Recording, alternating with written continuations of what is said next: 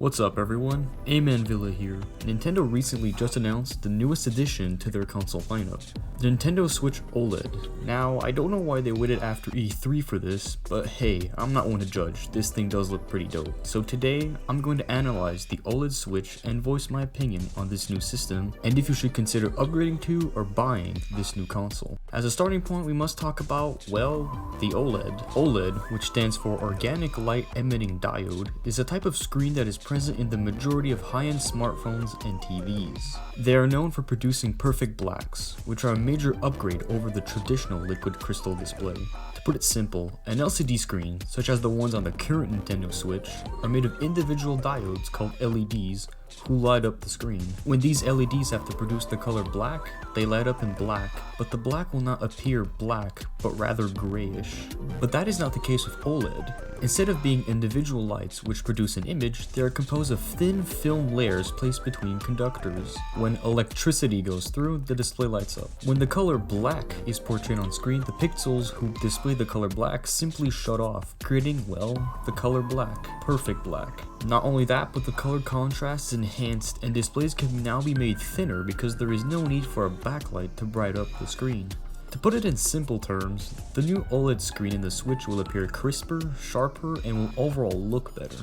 But the screen doesn't stop at OLED, it is bigger at 7 inches and there are no more side bezels due to the new screen technology. The resolution is still 720p, so there is no upgrade there. When we flip the console on its backside, we can see a new kickstand, highly inspired by the Microsoft Surface. The flimsy old kickstand was a pain and was also fragile. Now it will offer more stability and looks better in my opinion. The Joy-Cons haven't changed, but let's cross our fingers that drift will not be an issue this time. Moving on to the dock, it has gone a redesign. It is now white, looks a bit sleeker, but the biggest upgrade of all is the inclusion of the LAN port, meaning you can plug a cable from your Switch directly to your router, which will lead to faster internet speeds than if you were on Wi-Fi. Other than that, the dock contains the same ports as the original. So we have looked at the outside, but how does the inside look? Well, it's unfortunately the same as the current Switch.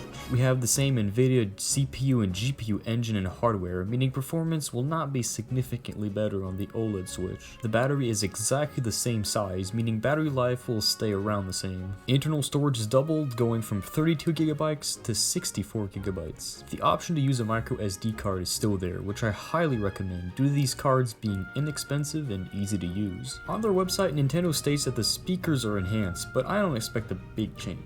The console still docks and charges with the USB-C cable, so no changes there. The console will still output at 1080p in TV mode and 720p in handheld mode. And that honestly pretty much sums up the Nintendo Switch OLED. Many people were expecting this model to contain better specs, like the capability to go up to 4K in TV mode. As such, I have seen many people be disappointed by this release, and I can understand them. With the introduction of the PlayStation 5 and the Xbox Series X, gaming consoles are getting powerful, and the Switch is struggling to keep up. It will eventually hit a graphical plateau where the Switch will no longer be able to portray better graphics than it already does. However, Nintendo is a company that puts their focus in games that are original, creative, and of course fun, which explains this upgrade. Nintendo didn't want to do a Switch Pro, they wanted to do a Switch S or Slim, kinda like how Microsoft went from Xbox One to Xbox One S. Nintendo will eventually release a 4K console, but I think they will do it as their next generation console, due to the Switch still selling well despite its graphical limitations. But now a question arises, should you buy the Switch OLED?